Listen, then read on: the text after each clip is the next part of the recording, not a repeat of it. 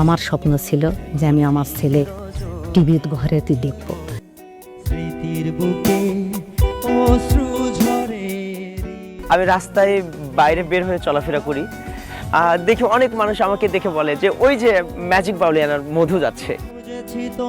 রিক্সা চালাইছে, ভ্যান চালাইছে, চায়ের দোকানে থাকছে, মুড়ি মাখার দোকান করছে।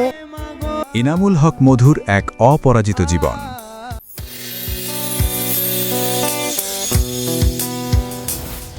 হাই গাইস, আমি এনামুল হক মধু।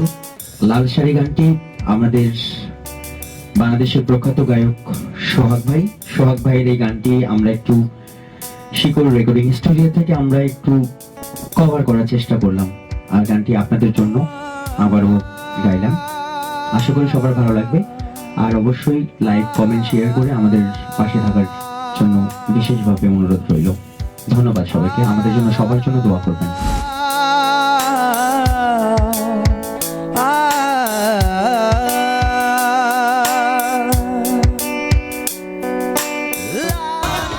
নওগাঁর ধুলোমাখা মেঠো পথ, যেখানে বাতাসের ভাঁজে ভাঁজে মিশে আছে এক অদম্য তরুণের দীর্ঘশ্বাস। তারা আমাদের নওগাঁর কৃতি সন্তান, শেকড় সন্ধানী শিল্পী এনামুল হক মধু। মধুর দুচোখে বহু বছর ধরে লালিত হয়েছিল এক আকাশ ছোঁয়া স্বপ্ন, একদিন তিনি বড় শিল্পী হবেন।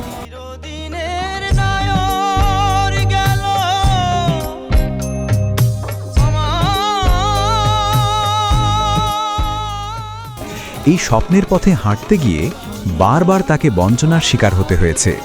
বিভিন্ন বড় প্রতিযোগিতার মঞ্চে অংশ নিলেও কোনো এক অজানা কারণে তাকে বারবার ছিটকে পড়তে হয়েছে। কিন্তু যার হৃদয়ে সুরের বসতি, তাকে কি আর আটকে রাখা যায়? মধু হার মানেননি। তিনি জানতেন তার স্বপ্নকে সত্যি হতেই হবে। সংসার আর স্বপ্নের চাপে তাকে ধরতে হয়েছে রিকশার হ্যান্ডেল, কখনো রাস্তার মোড়ে দাঁড়িয়ে বিক্রি করেছেন চা। টাকার অভাবে কত রাত তিনি আর তার পরিবার না খেয়ে কাটিয়েছেন তার কোনো হিসেব নেই। এই দীর্ঘ কষ্টের দিনে ছায়ার মতো পাশে ছিলেন তার সহধর্মিণী বর্ষা ভাবী আর মধু মিলে অভাবের সাথে যুদ্ধ করেছেন, কিন্তু দারিদ্র্যের কষাঘাতে সুরের প্রদীপটি কখনো নিভতে দেননি। মধুর মায়ের মনে ছিল এক পাথরসম কঠিন প্রতিজ্ঞা। মা বলেছিলেন, যেদিন তোকে টেলিভিশনের পর্দায় গাইতে দেখব, সেদিনই কেবল তোর গান শুনব, তার আগে নয়। আমার স্বপ্ন ছিল যে আমি আমার ছেলে টিভির ঘরেতে দেখব। তো সেই সময় টিভি, অভাবের সংসার, টিভি কিনতে পারিনি, নিতে পারিনি। যার জন্যে মানুষে বলে যে আপনার ছেলে দেখলাম, এই করলাম ওই করলাম, আমার টিভি নেয়, ওই জন্য আমি দেখতে পারিনি। বাউলানার টিভি পাশে, ওই টিভি আমি আমার ছেলে দেখে আমার মনের আশা পূর্ণ করে দিচ্ছি। মায়ের সেই অভিমানী জেদ মধুর বুক ফেটে আসা কান্নাকে শক্তিতে রূপান্তর করেছিল। অবশেষে সেই মাহেন্দ্রক্ষণ এলো, ম্যাজিক বাউলিয়ানা 2025, যেখানে 40,000 প্রতিযোগীর ভিড়ে নিজেকে প্রমাণ করে দ্বিতীয় অধ্যায়ন অর্জন করলেন মধু।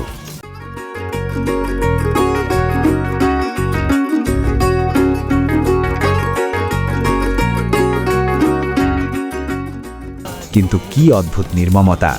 যেদিন সারা দেশ টিভির পর্দায় মধুর গান শুনছিল, সেদিন তার নিজের ঘরেই কোনো টেলিভিশন ছিল না।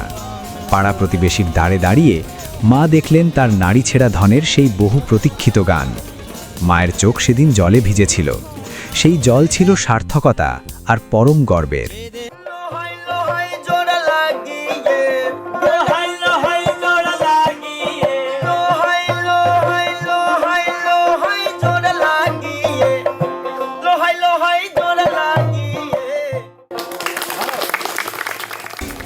মধুর এই সারল্য আর অভাবকে পুঁজি করে অতীতে একদল মানুষ তাকে কেবল নিজেদের স্বার্থে ব্যবহার করেছে, তাকে খাটিয়ে নিয়েছে, কিন্তু দিন শেষে তাকে কোনো মূল্যায়ন করেনি। আজ সফল, আজ তাকে নিয়ে পুরো নওগাঁ জেলা গর্ব করে। অথচ এখনও একদল মানুষ মুখে মধু নিয়ে পাশে থাকলেও আড়ালে ষড়যন্ত্রে লিপ্ত। এখন যখন আমি রাস্তায় বাইরে বের হয়ে চলাফেরা করি, দেখি অনেক মানুষ আমাকে দেখে বলে যে ওই যে ম্যাজিক বাউলিয়ানার মধু যাচ্ছে। যখন আমি গান করি তখন দেখি আসলে অভাবটা মনের, অভাবটা সুরের নয়। কিন্তু সত্য আজ প্রকাশিত। মধু আজ নওগাঁর মানুষের হৃদয়ে এক উজ্জ্বল নক্ষত্র। আজ তিনি বড় বড় প্রজেক্ট আর অফিসিয়াল প্রোগ্রামে ব্যস্ত। মধুর এই সংগ্রাম আমাদের শেখায় সব বাধা মারিয়ে কিভাবে শূন্য থেকে শিখরে পৌঁছতে হয়। নওগাঁ জেলার এই কৃতি সন্তানের জীবন কাহিনী নিয়ে প্রামাণ্য চিত্রটি আপনাদের সামনে তুলে ধরলাম আমি মোহাম্মদ তালেব, নওগাঁ জেলার পত্নীতলা থানা থেকে। উনি রিক্সা চালাইছে, ভ্যান চালাইছে, চায়ের দোকানে থাকছে, মুড়ি মাখার দোকান করছে, কিন্তু এখন ম্যাজিক বাউলিয়ানাতে গিয়েছে। তার রক্তে মিশে আছে গান, এই জন্য গান নিয়ে সামনের দিকে আগেই যাইতেছে। তোমাকে অনেক ধন্যবাদ, তুমি আজ আমার কাছে এসো। মধু ভাই, আপনি আমাদের গর্ব। আপনার আগামীর পথ চলা হোক আরও সুরময়।